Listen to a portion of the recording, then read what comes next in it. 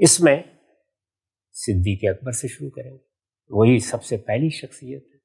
رسالت مآب صلی اللہ علیہ وسلم کے بعد صرف یہی نہیں کہ وہ آپ کے سیاسی جانشین ہیں، یہ حقیقت ہے کہ مسلمانوں کی جو جماعت اس وقت وجود میں آ گئی تھی اس کے وہ فطری سربراہ بھی تھے۔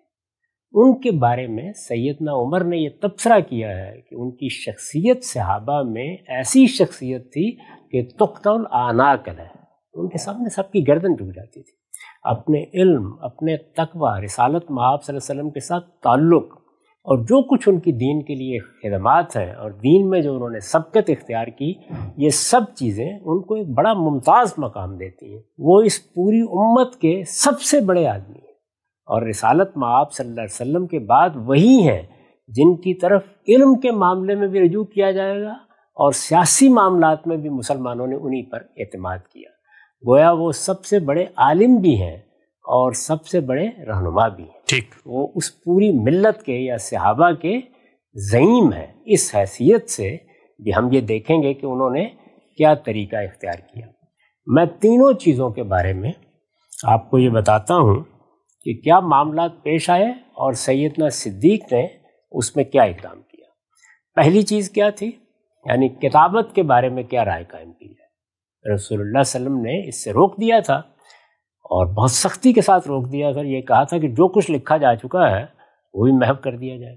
میں نے ابھی عرض کیا کہ اس میں دو رائے ہو سکتی تھی، ہمیشہ کے لیے روک دیا ہے یا کچھ حدود و قیود ہیں۔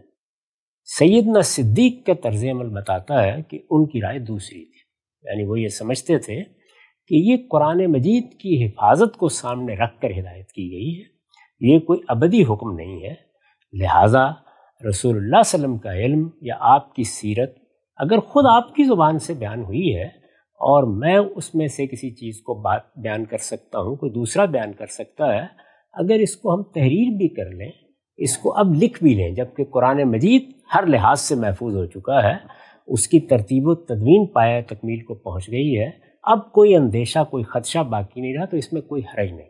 ان کی رائے یہ بنی، اس کی میں آپ کے سامنے تفصیل کروں گا کہ میں یہ بات کس بنیاد پر کہتا ہوں۔ ٹھیک، یہ رائے بنی تو یہ واقعہ آپ کے سامنے ابھی آئے گا۔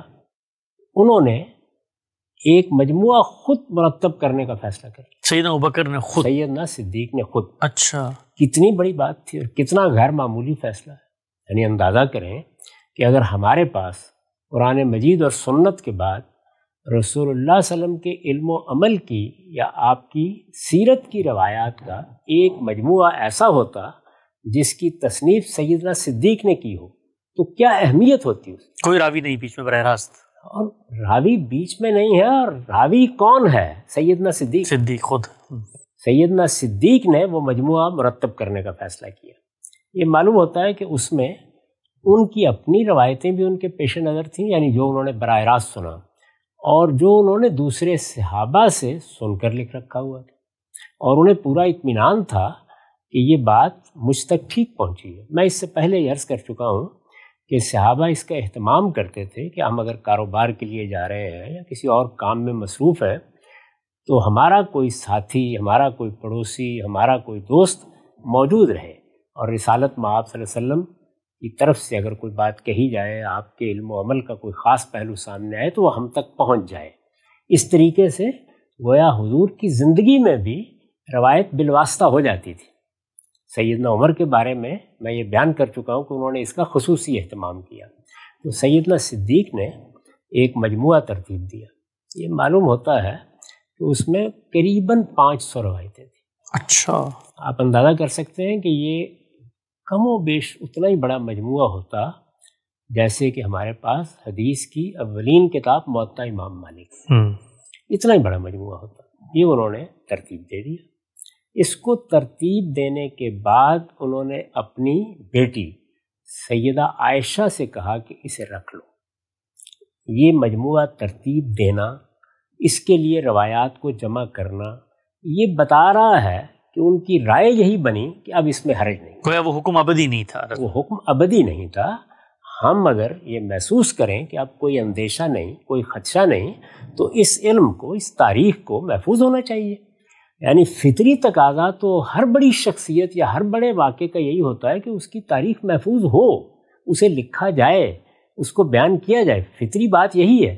رسالت مآب صلی اللہ علیہ وسلم نے جن چیزوں کو سامنے رکھ کر اس سے روک دیا تھا اور سختی کے ساتھ روک دیا تھا، انہوں نے یہی رائے قائم کی کہ اس کے پیچھے یہ استدلال تھا، اور اب چونکہ یہ اندیشہ ختم ہو گیا تو میں اس کو ترتیب دے سکتا ہوں۔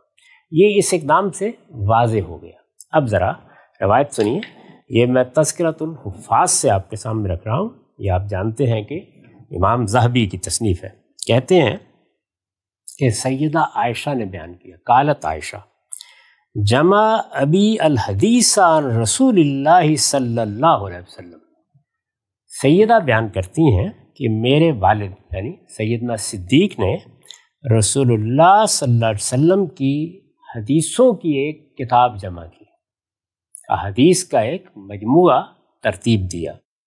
وَكَانَتْ 500 حدیث، اس میں 500 روایتیں تھیں، ایک بڑی تعداد تھی۔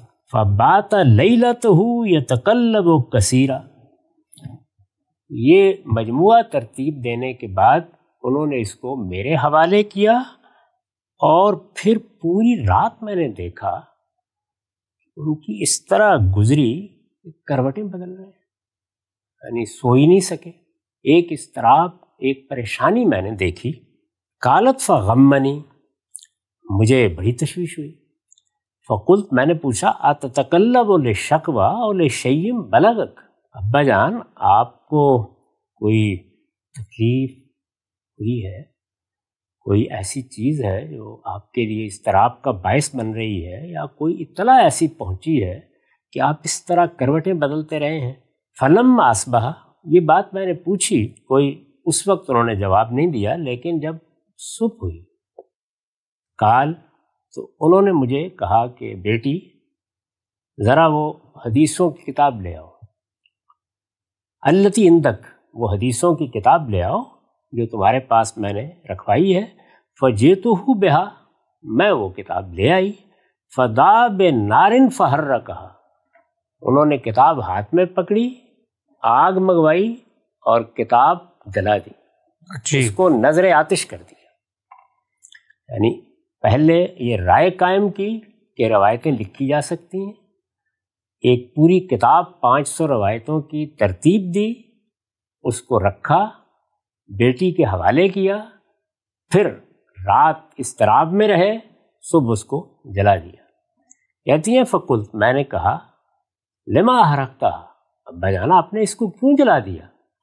قال خشیت ان اموت وہی عندی فیکون فیہا حدیث ان رجل قد تمنتہ ووثقت، مجھے یہ اندیشہ ہوا کہ میں دنیا سے رخصت ہو جاؤں اور یہ مجموعہ میری طرف سے موجود ہو، اور اس میں ایسی روایتیں ہوں جو میں نے کسی ایسے شخص سے سن کر لکھ دی ہوں جس پر میرا اعتماد رہا ہو، میں نے اس کی توثیق کر دی ہو۔ وَلَمْ يَكُنْ كَمَا حَدَّثَنِي، لیکن بات اس طرح نہ ہو جس طرح کہ اس نے مجھ سے بیان کی۔ فَأَكُونْ قَدْ نَقَلْتُ ذَاكَ، اور میں ان کو نقل کرنے کا ذمہ دار قرار پا جاؤں۔ تو انہوں نے فرمایا فَهَذَا لَا يَصِحُّ وَاللَّهُ أَعْلَمُ، مجھے یہ بات اللہ ہی بہتر جانتا ہے لیکن ٹھیک نہیں لگی۔ عجیب۔ تو سیدنا صدیق نے کتابت کے بارے میں جو طرز عمل اختیار کیا وہ یہ تھا، یعنی پہلے مرحلے میں اس کو جائز سمجھا، محنت کر کے 500 روایتوں کا مجموعہ ترتیب دیا ہوگا، یہ سب کچھ خلافت کی مصروفیات کے باوجود انہوں نے کیا۔ اس سے اندازہ کیا جا سکتا ہے کہ اس علم و عمل کی، اس روایت کی ان کے نزدیک اہمیت کیا ہے، لیکن پھر اس اندیشے سے اس کو جلا دیا کہ رسول اللہ صلی اللہ علیہ وسلم کا معاملہ آسان نہیں ہے، یہ کوئی آسان ذمہ داری نہیں کہ میں قیامت میں اللہ کے سامنے کھڑا ہوں اور مجھ سے پوچھا جائے کہ فلاں اور فلاں شخص پر اعتماد کر کے تم نے ایک بات اللہ کے آخری پیغمبر کی طرف منسوخ کر دی۔ یہاں پھر وہی صورتحال ہے، یہ طرز عمل ہی بتا رہا ہے کہ وہ روایت کو، حدیث کو، سیرت کو، تاریخ کو، جو کچھ بھی رسالت مآب صلی اللہ علیہ وسلم کی طرف سے بیان ہو رہا ہے، کیا حیثیت دیتے ہیں۔ پہلے سوال کے جواب میں جو کچھ سیدنا صدیق نے کیا وہ یہ تھا۔ اب دوسرے سوال پر آئیے۔ دوسرا سوال میں نے آپ کے سامنے یہ رکھا تھا کہ جو کچھ زبانی بیان ہو رہا ہے اس کے بارے میں کیا کریں؟ یعنی جو کچھ زبانی بیان کیا جا رہا ہے اگرچہ رسول اللہ صلی اللہ علیہ وسلم نے اس کی اجازت دے رکھی ہے، لیکن مسئلہ یہ ہے کہ آپ تصدیق کیسے کریں گے؟ یعنی اگر کسی نے کوئی بات بیان کی، بات سمجھ میں نہیں آ رہی، یا لوگ اختلاف کریں، یا ایک ہی مجلس کی بات ہے وہ 3-4 طریقوں سے بیان ہو گئی، تو اس سے تو بڑے مسائل پیدا ہوں گے۔ اس کا کیا کریں گے؟ اس معاملے میں سیدنا صدیق نے کیا، سنیے ذرا، یہ ایک مرسل روایت ہے، بیان کرتے ہیں، اور یہ میں اسی کتاب سے پڑھ رہا ہوں، تذکرۃ الحفاظ سے، کہ ان الصدیق جمع الناس بعد وفات نبی صلی اللہ علیہ وسلم دنیا سے رخصت ہو گئے، سیدنا صدیق نے آپ کے جانشین اور آپ کے خلیفہ کی ذمہ داری سنبھالی اور لوگوں کو جمع کیا۔ ظاہر لوگوں کو جمع کرنے کا مقصد یہ ہوتا ہے کہ کوئی اہم بات کرنی ہے، لوگوں کو جمع کیا، ذمہ دار لوگوں کو جمع کیا گیا ہوگا۔ ان کو جمع کرنے کے بعد یہ فرمایا کہ انکم تحدثون عن رسول اللہ صلی اللہ علیہ وسلم احادیث تختلفون فیہا، تم لوگ رسول اللہ صلی اللہ علیہ وسلم سے کچھ باتیں روایت کرتے ہو، آپ کے علم کی کوئی بات، آپ کے عمل کی کوئی بات، کوئی واقعہ آپ نے سنایا، اس طرح کی باتیں روایت کرتے ہو، تختلفون فیہا، پھر ان میں اختلاف کرتے ہو۔ ایک آدمی کہتا ہے بات اس طرح تھی، دوسرا کہتا ہے بات اس طرح تھی۔ وہی چیز دیکھیے کہ رسول اللہ کے زمانے میں اگر آپ کی نسبت سے کسی بات کو بیان کرنے میں اختلاف ہو جائے تو تصدیق ہو سکتی ہے، تصویب ہو سکتی ہے، تحقیق ہو سکتی ہے۔ اب کیا کیا جائے؟ فرمایا وَالنَّاسُ بَعْدَكُمْ أَشَدُّ اختلافا، یعنی تم اختلاف کر رہے ہو، ابھی کل رسول اللہ دنیا سے رخصت ہوئے ہیں، یہ اوپر میں نے بیان کر دیا نا کہ وفات کے تھوڑا ہی عرصہ بعد انہوں نے لوگوں کو جمع کر کے یہ کہا، تم اختلاف کر رہے ہو، بعد میں کیا ہوگا؟ یعنی جیسے جیسے زمانہ گزرے گا، یہ بات جو آج وہ لوگ بیان کر رہے ہیں جو براہ راست رسول اللہ صلی اللہ علیہ وسلم سے سنتے رہے ہیں، یا کسی ایک آدھ صحابی کی وساطت سے بات ان تک پہنچی ہے، بعد میں تو اس میں کئی واسطے شامل ہوں گے۔ وَالنَّاسُ بَعْدَكُمْ أَشَدُّ اختلافا، آج اختلاف میرے سامنے ہو رہا ہے، بعد میں تو لوگ اس اختلاف کو اس کے انتہا تک پہنچا دیں گے۔ تو فرمایا فَلَا تُحَدِّثُوا عَنْ رَسُولِ اللَّهِ صلی اللہ علیہ وسلم شیئا، میں تمہیں ہدایت کر رہا ہوں کہ اب رسول اللہ صلی اللہ علیہ وسلم سے کوئی بات زبانی بھی بیان نہیں کی جائے، یعنی جس کی اجازت رسول اللہ نے خود دی تھی، جس کی اجازت رسول اللہ نے خود دی تھی، تو انہوں نے اس میں اس پہلو کو دیکھ کر کہ رسول اللہ کے زمانے میں تو یہ اندیشہ نہیں تھا، اگرچہ بعض واقعات بیان کیے گئے ہیں کہ رسول اللہ کی موجودگی میں ایک شخص نے آپ کی نسبت سے ایک پورا کا پورا واقعہ بیان کر دیا جا کے اس کو موت کی سزا دی گئی، یعنی جب اس نے ایک غلط بات رسول اللہ کی طرف نہ صرف یہ کہ نسبت دے کر بیان کی بلکہ اس سے کچھ فائدہ اٹھایا، یعنی باقاعدہ فریب دیا، تو یہ اتنا بڑا معاملہ تھا، رسول اللہ نے اس موقع پر تو یہ کارروائی کر دی، اب کیا ہوگا؟ تو انہوں نے کہا فَلَا تُحَدِّثُوا عَنْ رَسُولِ اللَّهِ صلی اللہ علیہ وسلم شیئا، کوئی چیز اب رسول اللہ کی نسبت سے بیان نہیں کی جائے گی۔ فَمَنْ سَأَلَكُمْ فَقُولُوا بَيْنَنَا وَبَيْنَكُمْ کتاب اللہ، لوگ پوچھیں گے، سوالات کریں گے، اس لیے ایک فطری بات ہے، کہیں گے رسول اللہ کی کوئی بات سناؤ، رسول اللہ صلی اللہ علیہ وسلم نے کیسے دیکھا، آپ کی کوئی سیرت کا واقعہ سناؤ، بتاؤ ہمیں، آپ نے اپنی نسبت سے کوئی بات بیان کی ہے، آپ نے کوئی علم کی بات لوگوں کو سمجھائی ہے، آپ کا کوئی عمل تم نے دیکھا ہے، بتاؤ ہمیں، یہ فطری مطالبہ سامنے آئے گا۔ لوگ جب تم سے پوچھیں تو ان کو کہو کہ ہم پیغمبر سے ہدایت پا چکے، ہمارے اور تمہارے درمیان اس ہدایت کے لیے فیصلہ کن چیز اللہ کی کتاب ہے، بس اللہ کی کتاب ہی کافی ہے ہمارے لیے۔ فَاسْتَحِلُّوا حَلَالًا وَحَرِّمُوا حَرَامًا، لوگوں ان چیزوں کے پیچھے نہ پڑو، جو کچھ قرآن نے حلال کر دیا ہے اس کو حلال سمجھو، اور جو کچھ حرام کر دیا ہے اس کو حرام سمجھو، یہ انہوں نے فرمایا۔ دین میں آپ جانتے ہیں کہ سب سے بڑا مسئلہ یہ حلال و حرام کا ہوتا ہے، وہ اس بات سے واقف تھے، دین کے ایک عالم کی حیثیت سے واقف تھے، دین کے ایک ادا شناس کی حیثیت سے واقف تھے کہ حرمت حلت کے تمام مقدمات قرآن مجید نے اصول کے طور پر بیان کر دیے ہیں، اس لیے کسی غلط فہمی کا کوئی اندیشہ ہی نہیں۔ حدیث بیان کرنے کے بارے میں بھی انہوں نے پابندی لگا دی اور فرمایا کہ کتابت کا معاملہ تو وہ ہوا کوئی شخص بیان بھی نہیں کرے گا، اور اس کی وجہ بیان کی اور یہ کہا کہ لوگوں سے کہو کہ وہ اللہ کی کتاب کی طرف رجوع کریں، وہی ہمارے لیے ہدایت کا منبع ہے۔ حلال حرام کے معاملے میں ہر چیز اس میں واضح کر دی گئی ہے، اس کی بنیاد پر جو بات کہنی ہے کہو، حلال ہے تو حلال ہے، حرام ہے تو حرام ہے۔ اب جب سنت کا ذکر کیوں نہیں فرمایا انہوں نے؟ سنت زیر بحث نہیں ہے، اس لیے کہ وہ رائج ہو چکی ہے۔ جس طرح کہ قرآن مجید لوگوں کے ہاتھوں میں پہنچ چکا ہے، قرآن مجید کے بارے میں تو پھر یہ مسئلہ ہے کہ کہیں کوئی درمیان میں چیز لوگ ڈال نہ دیں، کوئی عبارت لکھ نہ دیں، یعنی ابھی وہ چونکہ اجماع اور تواتر کے مرحلے سے گزر رہا ہے، سنت تو رائج ہو چکی، اس کے بارے میں ادنا تشویش بھی نہیں ہے۔ وہ روز نماز پڑھاتے ہیں، لوگ روزہ رکھتے ہیں، حج و عمرہ بالکل پہلے سے طے ہے، اور سنت کا بہت بڑا حصہ تو ہم یہ ثابت کر چکے، اس کو واضح کر چکے کہ وہ اصل میں ان کی میراث ہے، وہ پہلے سے دین ابراہیمی کی روایت کے طور پر موجود ہے، اس میں تو چند چیزوں کا اضافہ ہوا ہے اور وہ بھی رسم بن چکی ہیں کہ ان کے بارے میں کسی تردد کا اندیشہ ہی نہیں ہے۔ تو یہ سب چیزیں اگر سمجھنی ہوں تو اس بحث کو سن لینا چاہیے، اس کے بارے میں کوئی تشویش ہو ہی نہیں سکتی تھی، قرآن کے بارے میں ہو سکتی تھی۔ اور دوسری چیز یہ کہ حلت حرمت کی بہت سی چیزیں استنباطی، اجتہادی اور اطلاقی ہوتی ہیں، تو اس میں تمام اصول قرآن میں بیان کرتے ہیں، بالکل واضح بات ہے۔ اور زیادہ تر لوگ یہی پوچھتے ہیں رسول اللہ صلی اللہ علیہ وسلم نے اس کو حرام تو نہیں قرار دیا، اس سے روکا تو نہیں؟ تو انہوں نے بتایا کہ سب سے بڑا سوال یہی ہوگا نا، تو اس معاملے میں قرآن مجید بالکل واضح ہے، بالکل متعین ہے، کسی اور چیز کی طرف مراجعت کی ضرورت ہی نہیں ہے۔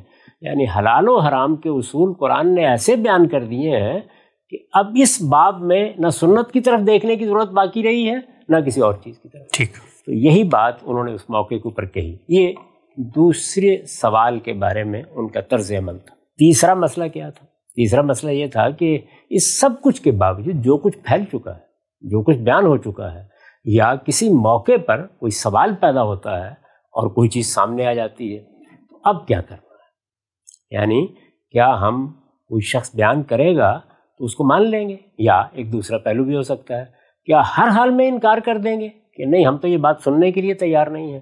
تو یہاں بھی آخر کوئی رائے قائم کرنی تھی۔ تو تیسرے سوال کے جواب میں دیکھیے انہوں نے کیا کیا۔ یہ ایک واقعہ بیان ہوا ہے، اس کو بھی ذہبی نے اسی تذکرۃ الحفاظ میں انہی کے ترجمے میں بیان کیا ہے۔ یہ کہتے ہیں کہ سیدنا صدیق کے پاس ایک عورت آئی، وہ دادی تھی، انہوں نے آ کے یہ کہا کہ مجھے حصہ ملنا چاہیے۔ یہ دیکھیے سوال کیسے پیدا ہو سکتا ہے، ماں باپ موجود ہیں، ان کا حصہ 1/6 1/6 میراث کا حصہ زیر بحث ہے۔ یہ ہو سکتا ہے کہ ماں موجود نہ ہو، یعنی صرف باپ ہو اور دادی ہو، یہ ہو سکتا ہے کہ صرف باپ ہو اور نانی ہو، یہ ہو سکتا ہے کہ ماں موجود ہے اور دادا ہو۔ تو یہاں یہ سوال پیدا ہوگا کہ اب چونکہ ایک صرف تو موجود ہے، باپ ہے یا ماں ہے، تو کیا جس کی جگہ خالی ہوئی ہے وہ جگہ دادی یا نانی یا دادا اور نانا لے لیں گے؟ یہ سوال ہے، یہ ایک اجتہادی اطلاق کا سوال ہے۔ دادی نے آ کے یہ کہا کہ مجھے حصہ دے دیں، یعنی ماں نہیں ہے تو میرا حصہ بھی وہی ہونا چاہیے جو ماں کا ہے۔ سیدنا صدیق نے جواب دیا، ما اجد لک فی کتاب اللہ شیئا، اللہ کی کتاب میں مجھے تمہارا کوئی حصہ نہیں ملا، یعنی اللہ کی کتاب نے جو حصے مقرر کیے ہیں اس میں دادی کا کوئی حصہ نہیں ہے۔ ظاہر ہے کہ یہ کس موقع پر سیدنا صدیق کہیں گے؟ جب کوئی ایک موجود ہے۔ یہ عام حالات میں تو نہیں کہا جا سکتا نا، اس لیے کہ اگر ماں باپ دونوں نہیں ہیں تو پھر تو دادا دادی کو حصہ ملنا ہے۔ لیکن انہوں نے فرمایا کہ ما اجد لک فی کتاب اللہ شیئا، اللہ کی کتاب میں تمہارا کوئی حصہ میں دیکھتا نہیں۔ وما علمت ان رسول اللہ صلی اللہ علیہ وسلم ذکر لک شیئا، اور نہ میرے علم میں اس طرح کی کوئی بات ہے کہ رسول اللہ صلی اللہ علیہ وسلم نے دادی کا کوئی حصہ بیان فرمایا ہو۔ یہ دیکھیے رسول اللہ نے بیان فرمایا ہو، اگر ان کے علم میں ہے تو وہ اس سے فائدہ اٹھائیں گے نا۔ علم تو ہر حال میں علم ہے، یعنی وہ اس کی اہمیت کا انکار نہیں کر رہے، وہ اندیشے ہیں جن کو سامنے رکھ کر یہ ہدایات کر رہے ہیں۔ تو انہوں نے کہا کہ میرے علم میں یہ بھی نہیں ہے۔ پھر انہوں نے ثم سال الناس، لوگوں سے پوچھا تم لوگوں کے علم میں کوئی ایسی بات ہے؟ اب یہ دیکھیے روایت کو جاننے کی صحیح بھی کر رہے ہیں. پہلے منع کیا تھا کہ آپ کوئی بیان نہ کرے. بیان نہ کرے جاننے کی، اس لیے کہ مسئلہ پیش آ گیا، یعنی ضرورت موجود ہے. فقام المغیرہ، تو رسول اللہ کے ایک صحابی مغیرہ کھڑے ہوئے، انہوں نے کہا فقال حضرت رسول اللہ صلی اللہ علیہ وسلم یؤتیہ السدس، میں رسول اللہ کی خدمت میں حاضر تھا، میں نے دیکھا ہے کہ آپ نے اس طرح کی صورتحال میں دادی کو وہی ماں کا 1/6 حصہ دلوا دیا تھا. اچھا، انہوں نے یہ روایت بیان کر دی. میں پھر عرض کر دوں کہ یہ کوئی دین میں اضافہ نہیں ہوا، یعنی دین میں ایک اطلاقی مسئلے میں رسالت مآب صلی اللہ علیہ وسلم نے کیا کیا، ایک اجتہادی معاملے میں جو اگر رسالت مآب صلی اللہ علیہ وسلم نہ فرماتے تو فقہا اجتہاد کرتے. کیا کیا؟ فقال له، سیدنا صدیق نے ان سے کہا. اب دیکھیے ایک صحابی براہ راست بیان کر رہے ہیں، کہتے ہیں حضرت تو رسول اللہ صلی اللہ علیہ وسلم، میں حاضر تھا، میں موجود تھا وہاں پہ، حضور نے یہ کیا تھا. فقال له هل معك احد، تمہارے ساتھ کوئی شخص گواہی دینے والا ہے؟ عجیب. فشاہد محمد بن مسلمہ بمثل ذلک، چنانچہ محمد بن مسلمہ نے اسی بات کی گواہی دی. انہوں نے کہا کہ ہاں ایسے ہی فرمایا تھا. فَأَنْفَذَهُ لَهَا ابو بکر رضی اللہ عنہ، سیدنا صدیق نے دادی کے لیے اس فیصلے کا نفاذ کر دیا. رسالت مآب صلی اللہ علیہ وسلم کا فیصلہ جب متحقق ہو گیا تو انہوں نے اس پر عمل کیا اور اس کا نفاذ کر دیا. یہ معلوم ہوا کہ جو کچھ کیا جا رہا ہے وہ احتیاط کا تقاضا ہے، وہ ذمہ داری کا تقاضا ہے. انہوں نے آگے بیان کرنے سے بھی روکا، انہوں نے لکھی ہوئی کتاب بھی جلا دی، لیکن جب کوئی چیز سامنے آ گئی، رسالت مآب صلی اللہ علیہ وسلم کا ایک فیصلہ معلوم ہوا، اور ایک اجتہادی معاملے میں، اجتہادی معاملات ہمیشہ محتمل الوجہین ہوتے ہیں، اس میں دو رائے قائم کی جا سکتی ہیں. جیسے کہ ان کو پہلے خیال ہوا کہ جب اللہ تعالیٰ نے اس صورتحال کے لیے کوئی چیز بیان نہیں کی تو معاملہ ختم ہوا. بیان نہیں کی، یہ نہیں کہ اس کے خلاف کوئی بات ہے، جب نہیں بیان کی تو معاملہ ختم ہو گیا. اور پھر جب یہ بتایا گیا تو بڑی معقول بات سامنے آ گئی، تو دونوں آراء ہو سکتی تھی. یعنی فقہا بھی دونوں میں سے کوئی رائے قائم کر سکتے تھے. بعد میں کہہ سکتے تھے کہ دادی کا کوئی حصہ نہیں ہے صورت میں، اور کہہ سکتے تھے کہ دادی کو وہی دیا جائے گا. جیسے کہ یتیم پوتے کے معاملے میں ہم جانتے ہیں کہ اسی طرح کا اختلاف پیدا ہو گیا ہے. تو انہوں نے اس موقع کے اوپر جب یہ دیکھا تو کیا کیا، یعنی خبر واحد تھی، ایک شخص نے بیان کی تھی، اس کو اسی طرح قبول نہیں کیا. اس کے ساتھ شہادت کے طریقے کے اوپر ایک دوسرے آدمی کو طلب کیا. جب انہیں وہ شہادت میسر آ گئی تو اس وقت انہوں نے اس کے مطابق فیصلہ کر دیا.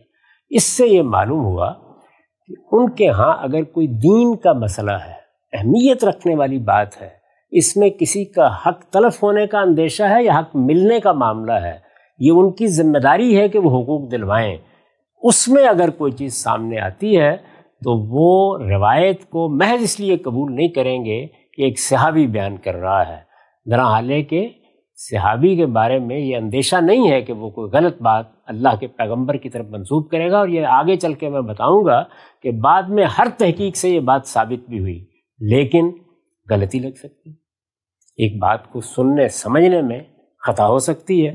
تو انہوں نے یہ کہا کہ نہیں، اس طرح کی کسی بات پر ہم گواہی طلب کریں گے، اگر شہادت کا نصاب پورا ہو جاتا ہے تو پھر قبول کریں گے. تو اب ذرا خلاصہ کر لیجئے کیا کیا انہوں نے.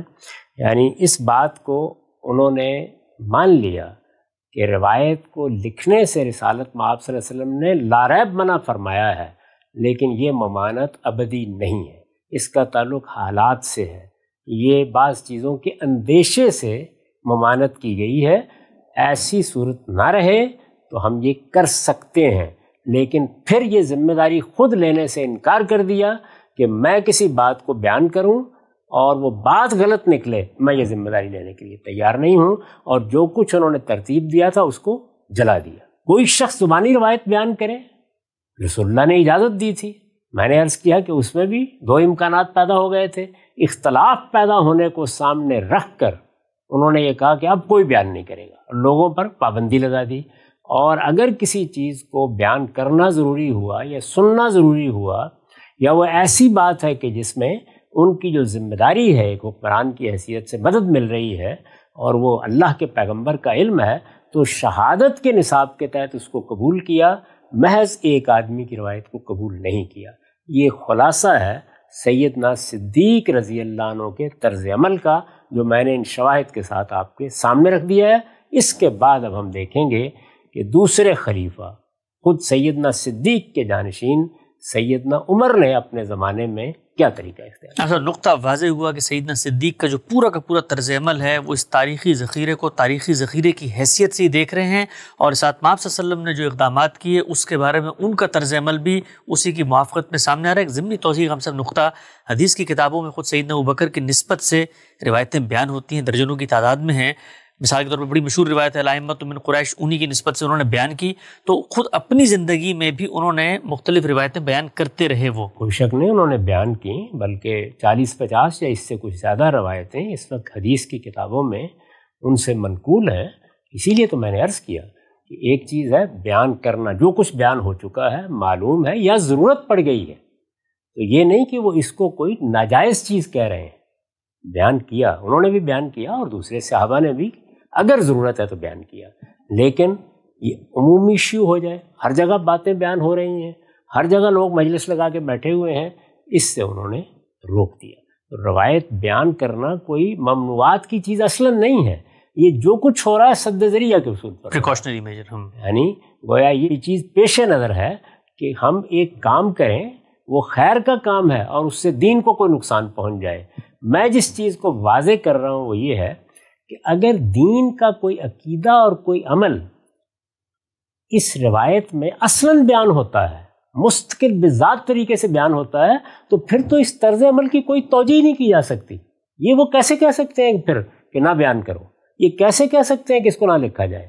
وہ جانتے ہیں کہ دین پورا کا پورا قرآن و سنت میں محفوظ ہو چکا ہے، یہ در حقیقت تاریخ ہے، تاریخی ریکارڈ ہے، اس میں رسالت میں آپ صلی اللہ علیہ وسلم کا علم بیان ہوتا ہے، آپ کے اعمال بیان ہوتے ہیں، آپ کے واقعات بیان ہوتے ہیں۔ یہ تاریخ بڑی قیمتی چیز ہے، غیر معمولی چیز ہے، لیکن ہم اس کو یہ اہمیت نہیں دے سکتے کہ دین میں کوئی مسئلہ پیدا ہو جائے۔ اگر قرآن مجید سے متعلق کوئی خرابی پیدا ہوگی، سنت سے متعلق کوئی خرابی پیدا ہوگی، تو ہم یہ پسند کریں گے کہ یہ اتنی بڑی دولت بھی لوگوں تک نہیں پہنچتی تو نہ پہنچ۔ ہم سب رسول اللہ